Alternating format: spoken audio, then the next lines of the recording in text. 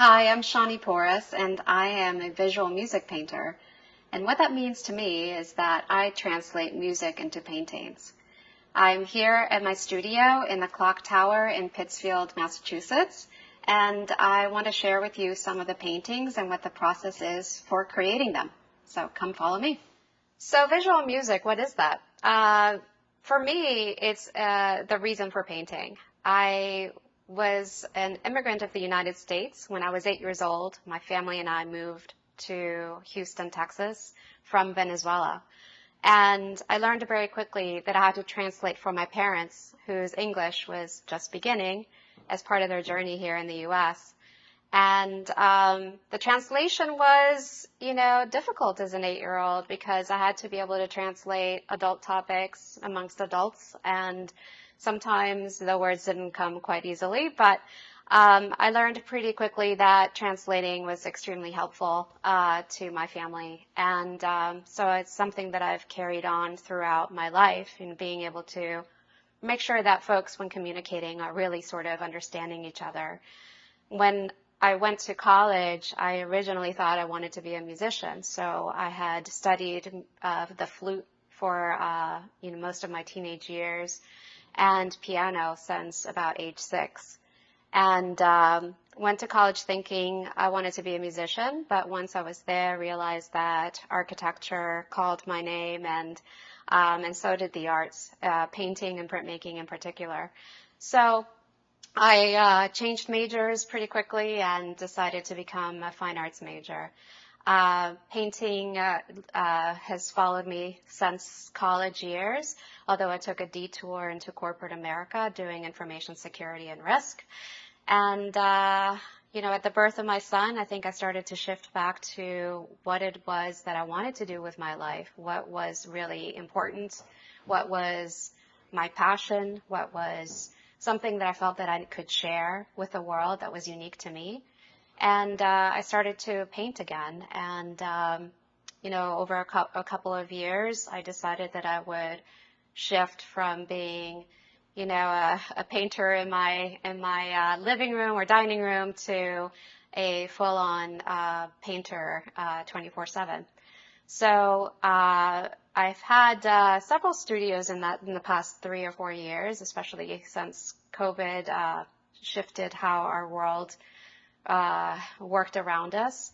And this is my latest studio, which is a great space in the Clock Tower in Pittsfield. And it's where I have set up my, best, fastest, most efficient way of working. I like to listen to the music and translate it and end up in paintings. So I'm going to walk you through a little bit of that with some of my paintings.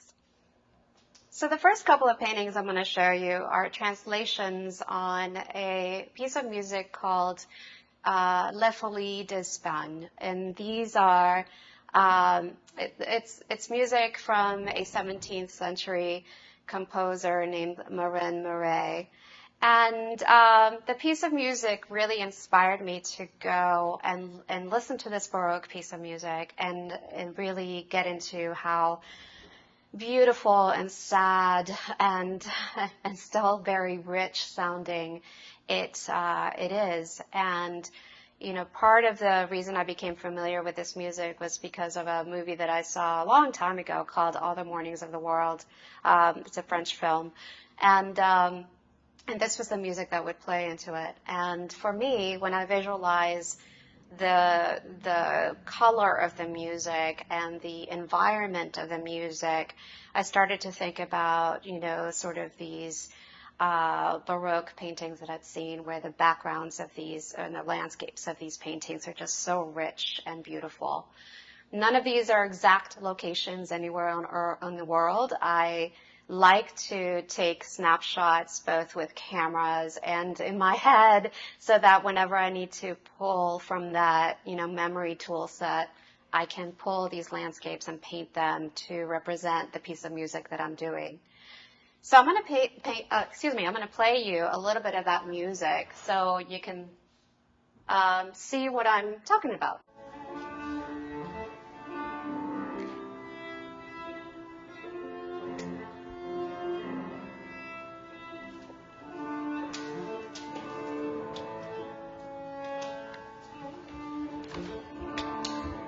So these pieces I created with lots of layering and making sure that the colors represented the richness of the viola playing in the piece.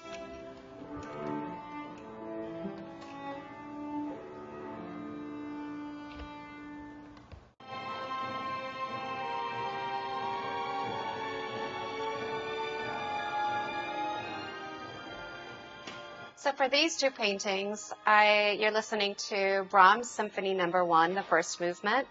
It's pretty heavy, pretty emotional.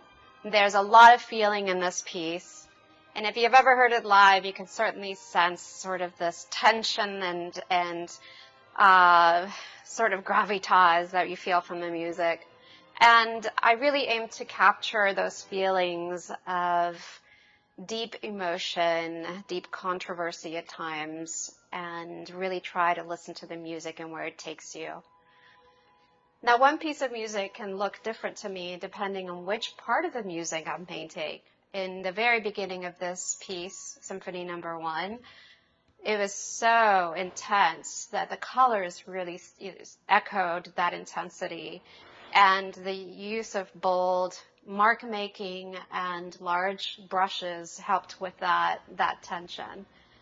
In the same piece, I did a blue painting as well, and the colors are different because a different part of the music really demands a different sort of color. But still, there's a lot of movement in Brahms that I wish to paint, and when I listen to a piece, I just listen to it until a piece of it really captures the emotion, and then I translate that onto the canvas. Up on the wall, I have a series of paintings that I did to translate Aaron Copland's Appalachian Spring. It's such a motivating piece. It's such an inspiring piece. It is all about vision in my mind. So I took what was unique about the music in its rhythm, in its colors, its use of instruments, especially the winds, and it just inspired me to take a bit of a risk and look at the music as two layers. There's sort of the underlying theme of the orchestra playing along, and then you start to listen to the piece further and you hear winds taking on. The entire time, Copland uses the rhythm pretty well and in new ways that other composers had not done before. And so what I tried to do is I used the language of line to not literally translate the rhythm of the musical pieces, but to be inspired by those rhythms.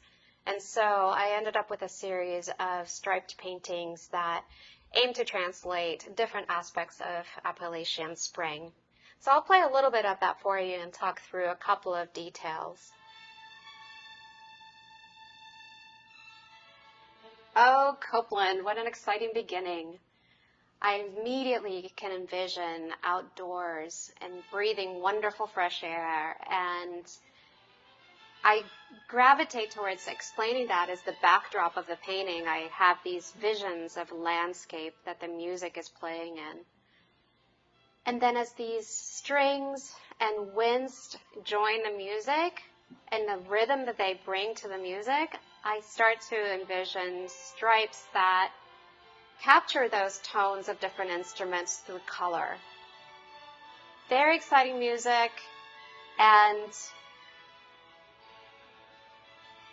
I really wanted to capture it in a variety of different paintings, so I have a few, and they all look unique because of the part of the music that they represent.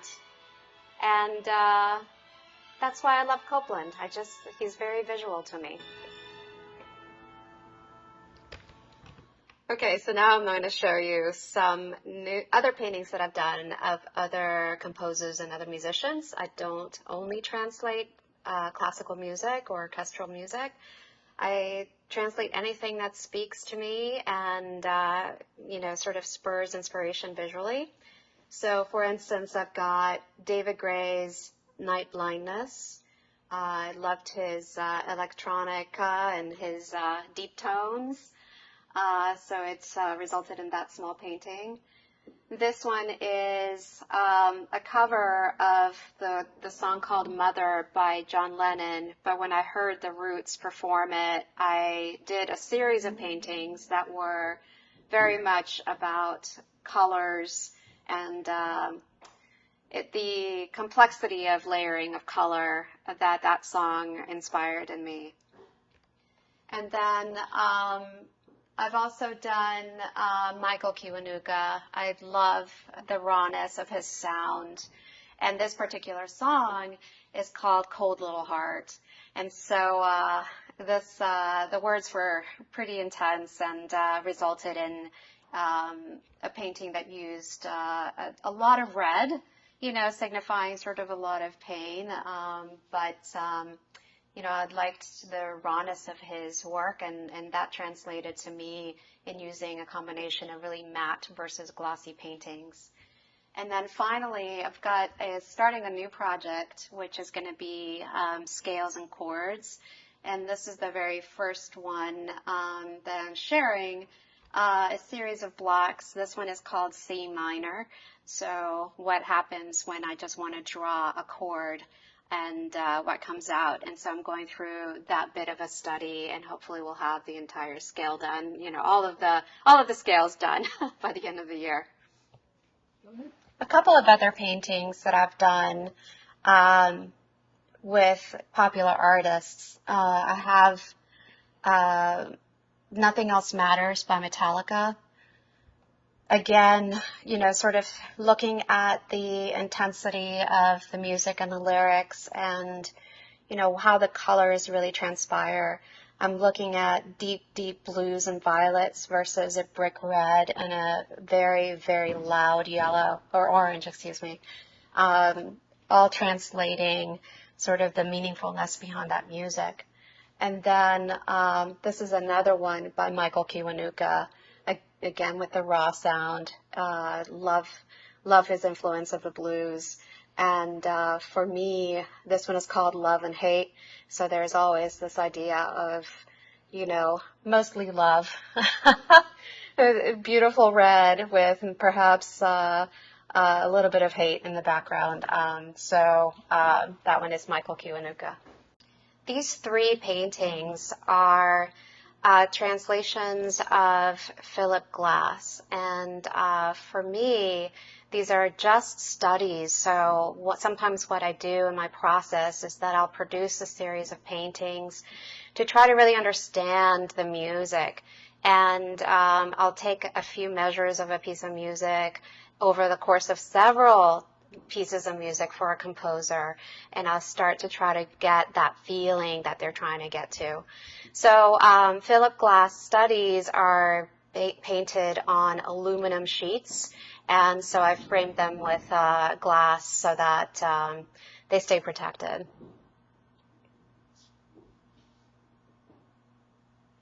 These two paintings are translations of Michael Kiwanuka's music as well, and I started to do some paintings on wood panels and left the wood exposed in parts of the painting. And a lot of that, again, just has to do with sort of the instrumentation and the music and feeling the instruments. If you're a musician, you know how amazing it is to play your guitar and how beautiful the wood is of the instrument. And so I wanted to bring some of that physicality to the painting, like it's more than just a painting. It's an object that goes on the wall, and it's made out of wood. And the painting is glossy and matte. The lines are made from pencil and paint. And there's a lot of translucency as well. There are layers of clear glazed paint that allow you to look through previous layers of it, and just goes to show that the richness of music can also be achieved in painting. So I want to invite you to come visit me and the other artists at the Clock Tower. We are at 75 South Church Street in Pittsfield, and we are open every first Friday and every first Saturday of the month First Friday is from 5 to 8 p.m., and first Saturdays are from 11 to 4 p.m. And it's a casual and fun environment, so everyone is welcome to join us. Come check out the art and talk to the artists, and bring your family and friends. And you can also find me online at shanyporrasart.com, and also on Instagram at shanyporrasart on Instagram. Follow me there. Thank you for coming.